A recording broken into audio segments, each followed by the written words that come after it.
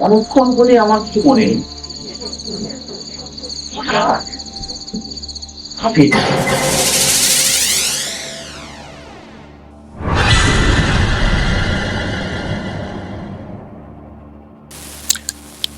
নমস্কার দর্শক বন্ধুরা, আমি শুভময় চক্রবর্তী। হরার পয়েন্ট এই পডকাস্টের আজকের শোতে আপনাদের সাদর অভ্যর্থনা জানাচ্ছি। আমাদের মধ্যে আজকে উপস্থিত হয়েছেন শ্রী মোহনলাল মণ্ডল।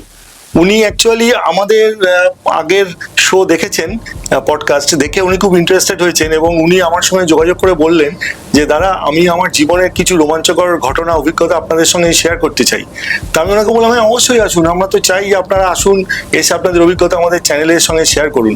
তা সেই মতো উনি ওনার অমূল্য সময় বাঁচিয়ে আমাদের দিচ্ছেন, এর জন্য ওনাকে অশেষ অশেষ ধন্যবাদ। তো আমি আর অযথা সময় নষ্ট না করে আমি মোহনদাকে বলবো যে উনি যেন আপনাদের সঙ্গে ওনার রোমাঞ্চকর অভিজ্ঞতাটা শেয়ার করেন। বলুন। নমস্কার, আমি মোহনলাল মণ্ডল। আমার জন্মস্থান অ্যাকচুয়ালি পূর্ব মেদিনীপুরের সুলতানপুর, কিন্তু ছোটবেলা থেকে বর্দির কাছে আমি ঈশ্বরপুর, পূর্ব মেদিনীপুরেরই ঈশ্বরপুরে আমি মানুষ হয়েছি। আচ্ছা, হ্যাঁ, ছোটবেলা থেকে। হ্যাঁ, তা তোমার বাবা মার সঙ্গে তুমি ছিলে না ছোটবেলায়? না, ছোটবেলায় বলতে অনেক ছোট থেকেই আমার মনে আছে ক্লাস 2 থেকে আমি দিদির কাছে চলে যাই। ওইখান থেকে পড়াশোনা করেছি, ওখান থেকেই বড় হয়েছি। কাজের সুবাদে কলকাতায় চলে আসি। একবার ওইরকম দিদির শরীর খারাপ শুনে গেলাম দিদিকে। আচ্ছা, তার মানে এই ঘটনাটা দিদির বাড়িতে হয়েছিল? হ্যাঁ, দিদির বাড়িতেই হয়েছে, যেখানে ছোটবেলায় তুমি ছোটবেলায় মানুষ হয়েছি। আচ্ছা, তাহলে আমরা তো দিদির বাড়িতে গিয়েও তো এই গল্পটা তোমার থেকে শুনতে পারি, তোমার অভিজ্ঞতাটা। হ্যাঁ, অবশ্যই অবশ্যই শুনতে পারেন। দিদি আমরা তো যেতেই পারি তাহলে দিদির বাড়িতে, তাহলে দিদির বাড়িতে যাওয়া যাক। না, দিদি বাড়িতেই যাবো, নিশ্চয়ই যাবো। আচ্ছা, হ্যাঁ, কিন্তু দিদি বাড়িতে গেলে তার দিদি বাড়িতেই বসে ওটা দেখানো, আমি আপনাকে দেখাবো সব দিদি বাড়ির ঘটনাটা, মানে কোথায় কি হয়েছে না হয়েছে সমস্ত দেখাবো। ভেরি গুড, ভেরি হ্যাঁ গুড।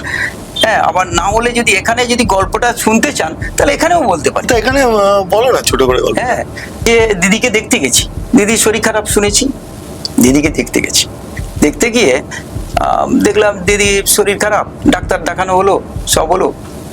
তারপরে দিদি বললো যে আজকে থেকে যা, তুই তো নাটক আর যাত্রাপাত্রা দেখতে ভালোবাসিস, আজকে আমাদের গ্রামেই একটা নাটক হচ্ছে, যাত্রা হবে, তুই দেখে যাবি, আনন্দ পাবি। তখন জয়ও মারা গেছেন। আমি ওই সেদিন রাতে খাওয়া দাওয়া করেছি, পাড়ার বন্ধু বান্ধব সবাই গেছে, পুরনো বন্ধু বান্ধব সব বলেছি হ্যাঁ ঠিক আছে যাবো। আর ছোটবেলার যে স্কুল, সে স্কুল মাঠে একবার এরকম গেছি, ফাংশন শুরু হয়েছে, দেখছি সবার সঙ্গে, বন্ধু বান্ধবের সঙ্গে দেখছি। মাঝখানেটা বলে দিই, আমি মান্নাদের গান শুনতে খুব ভালোবাসি।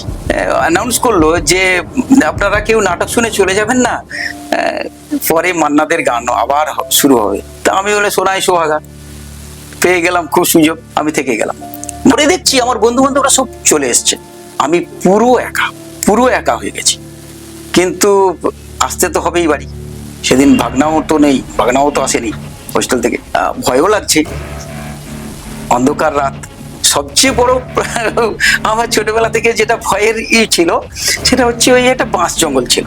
আসার পথে বাঁশ জঙ্গল একটা পড়বে, বাঁশের জঙ্গল, যে বাঁশ গাছ নাকি নিচের দিকে নেমে যায়। ওই মানুষ যেই ডিঙিয়ে যাবে সঙ্গে সঙ্গে তাকে তুলে নিয়ে আছাড় মারে। এটা হচ্ছে আমাদের ছোটবেলার শোনা, আমি ছোটবেলায় শোনা বাঁশ, সেই বাঁশ সেই জন্য বাঁশ জঙ্গল পেরোতে তো ভয় লাগবে। আমি পেরোতে রাম রাম রাম রাম রাম রাম রাম রাম করে বেরিয়ে এলাম। দিদিরা আমি বলেছি আমার তো রাত হবেই, কারণ নাটক হবে, ফাংশন হচ্ছে, আমার তো রাত হবেই, তুমি শুয়ে পড়ো। খাওয়া দাওয়া একসঙ্গে করেছি, করে তো আমি তো বেরিয়ে এসেছি। হ্যাঁ, আমি শুধু একটা কথা বলেছি যে আমার যেহেতু রাত হবে, এসে আবার তোমাদেরকে ডাকাডাকি করতে হবে, দরকার নেই। তুমি বারান্দায় চৌকিতে, আমার বারান্দায় একটা চৌকি ছিল, চৌকিতে আমার বিছানাটা করে রেখা। আচ্ছা, একটু ঠান্ডা আছে, ঠান্ডার সময়, হ্যাঁ, চৌকিতে আমার বিছানাটা করে রেখা, আমি আর তখন তোমাদেরকে আর ডাকবো না। গ্রেট। তাহলে এবার তুমি বাস সাথে পেরোচ্ছি? আমি পেরোচ্ছি, তখন আমার না গাটা না চমকে উঠছে, মনে হচ্ছে যেন এই বাস নেমে আসছে, এই বাঁশ নেমে আসছে। কারণ ওই কথাগুলো তো মনে পড়ছে, ছোটবেলার এই যে লোকের মুখে মুখে মুখে যেসব কথাগুলো ঘুরছে সেগুলো তো মনে পড়ছে। খালি বাঁশ নেমে আসছে, বাঁশ নেমে আসছে। কখনো চোখ বন্ধ করে একটুখানি হাঁটছি, কখনো চোখ তাকাচ্ছি যে কি হচ্ছে। ঘন ঘুটঘুটে অন্ধকার। ঘুটঘুটে অন্ধকার। তো একটা ভুল করেছি, ওই টর্চ লাইট যে নিয়ে যেতে হবে সেটা খেয়াল করনি। এইটা খেয়াল, এটা একদম ভুলেই বেমালুম ভুলে গেছি। বাঁশ জঙ্গলটা যখন পেরোলাম, এখন তখন ভাবছি পেছনে তাকাবো কিনা, কেউ আছে কিনা। আবার ভয়ও পাচ্ছি যে না, তাকাবো না। আমি যেরকম যাচ্ছি রাম রাম করতে করতে এগোই। গিয়ে আর দিদিকে ডাকলাম না, একটু জল খেলাম, জল খেয়ে শুতে চলে গেলাম। শুয়ে আছি, আর একটু হালকা ঠান্ডা আছে, আমি কাঁথাটা গায়ে দিয়ে শুয়ে আছি। চতুর্দিকেই গাছপালা ভর্তি আছে। আচ্ছা, পুকুর টুকুর আছে? পুকুর আছে, ডান দিকে পুকুর, পেছনে পুকুর, আচ্ছা, বাঁ দিকে একটা ছোট ডোবা পুকুর। ওখান থেকে 300 থেকে 400 মিটার দূরে সব অন্য লোকালয়। আমি গেলে দেখাবো, চতুর্দিকে আমাদের চোখ, ফলে আরো ফাঁকা, ফাঁকায় জায়গাটা আরো গাছ ছমছমের জায়গা, ঘুটঘুটি অন্ধকার। মানে আমি যে তখন কি অবস্থায় ছিলাম আপনাকে বলে বোঝাতে পারবো না। ঝিঝি পোকার ডাক ছাড়া আর কিচ্ছু নেই, শুধু ঝিঝি পোকার ডাক। চতুর্দিক অন্ধকার, তো পাচ্ছি না দিদিকে যে এটা আমাদের আলোর। তখন তো কারেন্টও আসেনি। মনে হলো যে না, আর জেগে লাভ নেই, শুয়ে পড়ি। ওই কাঁথা গায়ে দিয়ে শুয়ে পড়লাম। ঘুমিয়ে পড়েছি বা কিছু, আমার তারপরের অনেকক্ষণ বোধে আমার কিছু মনে নেই। হঠাৎ কাঁপিয়ে দিল, কাঁপিয়ে দিল? কাঁপিয়ে দিল। মনে হচ্ছে খাটটা ধরে কেউ নাড়ছে, মনে হচ্ছে যেন কেউ এসে আমার গায়ে হাত দিচ্ছে না কিন্তু। আচ্ছা, শুধু মনে হচ্ছে খাটটা ধরে কাঁপাচ্ছে কেউ।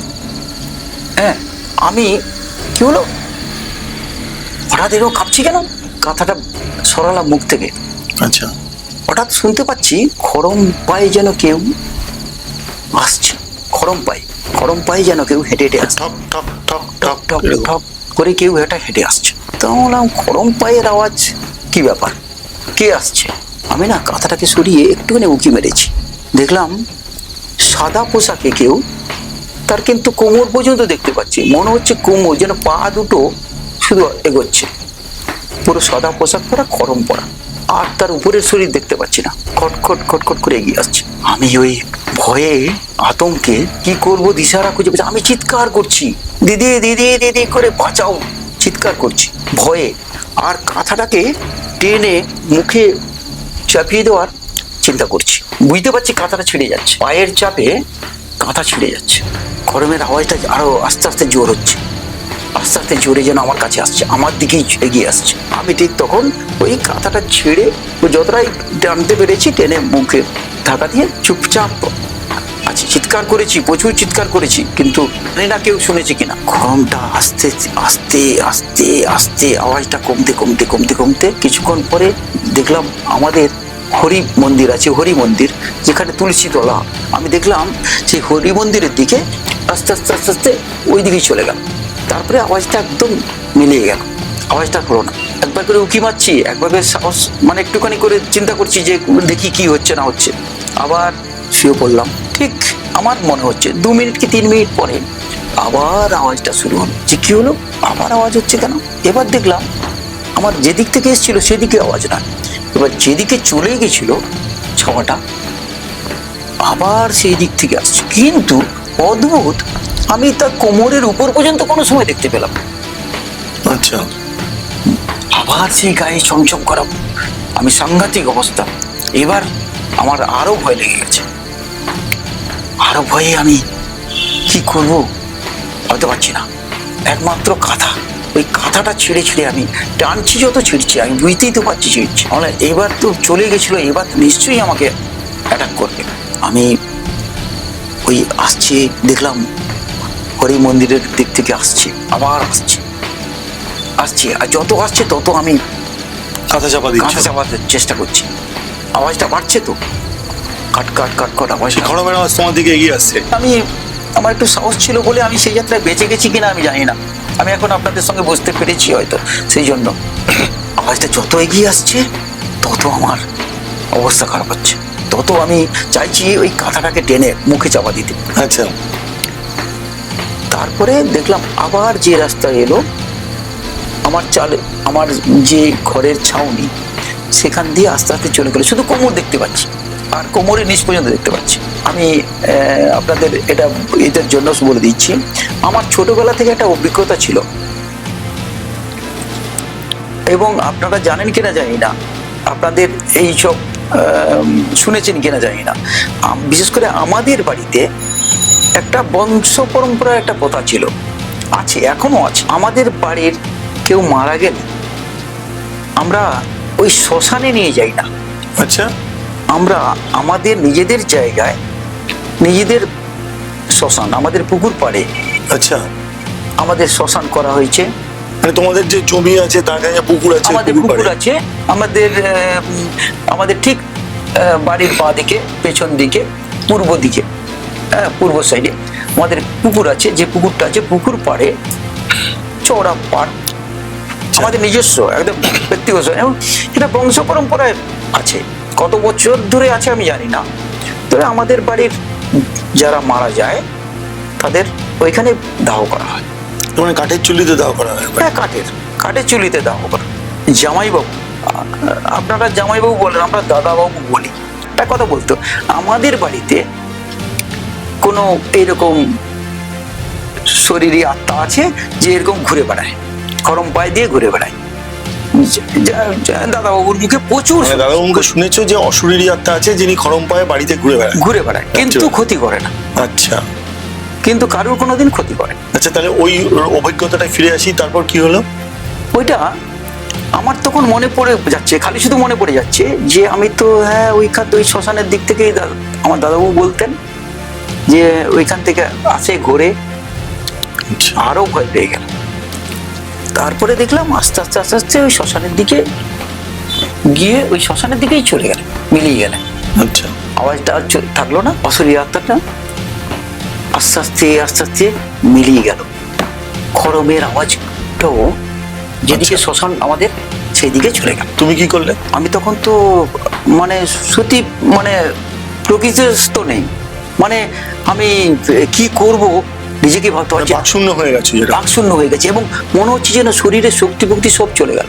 তারপরে আমি ভাবতে পারছি না যে উঠতেও মনে হচ্ছে যেন আমার শরীরে শক্তি নেই। কিন্তু কখন ঘুমিয়ে পড়েছি আমি আর জানি না। হঠাৎ আবার জাগলাম কখন, আবার কাঁপতে শুরু করছি, যেন মনে হচ্ছে যেন কেউ কাঁপাচ্ছে, আবার কেউ কাঁপাচ্ছে মনে হচ্ছে। তখন ঘুম ভাঙলো এবং দেখলাম দিদি আমাকে ডাকছে যে, কি রে ভাই, ওঠ ওঠ ওঠ, তোর গা যে প্রচন্ড গরম। আমি কিন্তু, আমার শক্তি হচ্ছে না, আমার যেন শরীরে আর শক্তি নেই, আমি উঠতে পারছি না। দিদি এই জল পট্টি দিল, এসব করে ডাক্তার ডাকার ব্যবস্থা করলো। ডাক্তার দেখে আমাকে ওষুধ সব করলো। আমি একটুখানি সুস্থ হয়ে দিদিকে ঘটনাটা বললাম। দিদি বললো যে, তোর দাদাবাবু কিন্তু এইগুলো প্রায় বলতো, যে এরকম আমাদের বাড়িতে এরকম অশরীরী আত্মা এরকম খরম পায়ে এরকম ঘুরে বেড়াতো। এটা তোর মুখে আজকে শুনলাম। বললাম, আমি তো বাস্তব চোখে দেখলাম এরকম। দেখো, তোমার দেওয়া কাঁথা পাতা সব ছেড়ে দিয়েছি। বলে, হ্যাঁ, তাই তো দেখছি, সব ছেঁড়া। এরপরে দিদি বলছে যে, তোর তো জ্বর হয়েছে, তুই আর আজকে যাস না, আর যেতে পারবি না, দরকার নেই। আমার না, আমি আর থাকবোই না, আমার যা অভিজ্ঞতা হয়েছে আমি আর থাকবো না। বলে, না, ওটা তো আমি তোর জামাইবাবুর মুখ থেকে, তোর দাদাবাবুর মুখ থেকে তো আমি শুনেছি প্রচুরবার, আমাদের তো কিছু হয়নি, আমি আর থাকছি না। বলে আমি চলে এলাম, এখনো যাই। আচ্ছা, তারপরে তোমার জ্বর কমলো, কমানো হলো, ওষুধ খেলাম। আমি তো দিদি বললো রাতে থেকে যাও ভাই, রাতে থেকে যা। আমি বললাম, না, আমি থাকবো না, আমি আর রাতে থাকছি না। আমার যা অভিজ্ঞতা হলো, আমি রাতে আর থাকছি না, আমি তো রাতে চলে এলাম। ভয়ঙ্কর অভিজ্ঞতা। এরপরে সেখানে আর থাকা যায়? সাংঘাতিক মানে ওইভাবে আমি তো থাকার কথা চিন্তা করছি না। আমি চলে এলাম, কলকাতা চলে এলাম। ওই রাতেই, ওই বিকেলেই কলকাতা চলে এলাম। অদ্ভুত ব্যাপার। তারপরে অনেকবার গেছি, রাতে থেকেছি, ওই দৃশ্য আর দেখতে পাইনি। আমি তো ভুলতে পারছি না, ওই দিনের স্মৃতি ভুলতে পারছি না। তাহলে তুমি তোমার বাস্তব অভিজ্ঞতা থেকে আমাদের এই রোমাঞ্চকর তোমার এটা শোনালে, তো দিদির বাড়িতে আমাদের নিয়ে চলো, আমরা দিদির সঙ্গে আলাপ করবো, জায়গাটা শুট করবো, দর্শক বন্ধুদের দেখাবো, গ্রাম বাংলার প্রকৃতিও আপনারা কিছু এনজয় করতে পারবেন।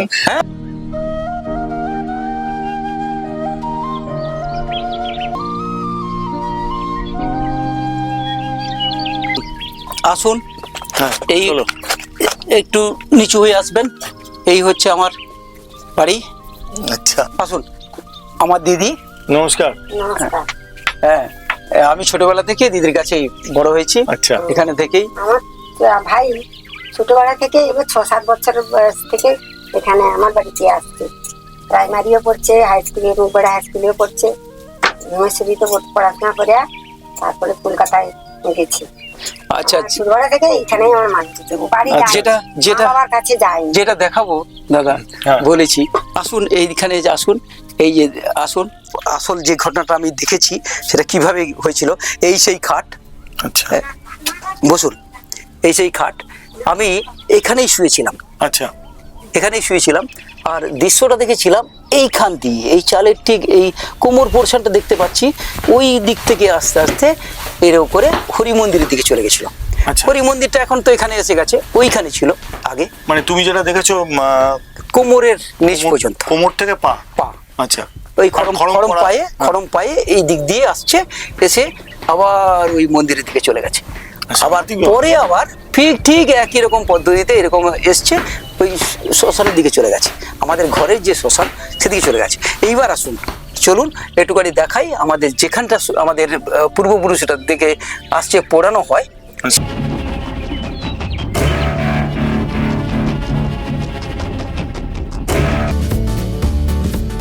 আমার জীবনের অভিজ্ঞতা এইভাবেই তো আমি আপনাকে বলেছি, সব ঘটনা বললাম এবং স্পটগুলোও দেখালাম। হ্যাঁ, এই যে আমার ভয়ঙ্কর সেই দিনের অভিজ্ঞতা আপনাদের কাছে শেয়ার করলাম। দর্শক বন্ধুরা, আপনাদের কাছেও শেয়ার করলাম, দেখুন। হ্যাঁ, এবং আপনাদের এই চ্যানেলে এসে আমার খুবই ভালো লেগেছে, তার জন্য আপনাদেরকে অশেষ ধন্যবাদ। হ্যাঁ দর্শক বন্ধু, আপনাদেরকেও নমস্কার জানিয়ে আমার এই বক্তব্য শেষ করছি। আচ্ছা, দর্শক বন্ধুদের জানাচ্ছি যে প্রথমেই জানাই মোহনদা, তোমাকে অশেষ অশেষ ধন্যবাদ। তুমি তোমার এতটা অমূল্য সময় আমাদের চ্যানেলের জন্য দিয়েছো এবং তোমার অভিজ্ঞতা যে শেয়ার করেছো, আশা করি দর্শক বন্ধুরা আপনাদের সবার ভালো লেগেছে। ওনার এই রোমাঞ্চকর অভিজ্ঞতাটা আপনারা শুনলেন। তো আপনারাও আমাদের একটু পাশে থাকবেন, দয়া করে লাইক, শেয়ার এবং সাবস্ক্রাইব করবেন। আর যদি আপনাদের কোনো এরকম অভিজ্ঞতা থাকে যেটা আপনার চ্যানেলে শেয়ার করতে চান, বা আমরা ওই স্পটে গিয়ে শ্যুট করতে পারি, এরকম যদি কোনো সম্ভাবনা থাকে, তাহলে দয়া করে ফোন নাম্বার নিচে দেওয়া আছে, ওতে যোগাযোগ করে আমাদেরকে একটু উপকার করবেন। ধন্যবাদ, নমস্কার।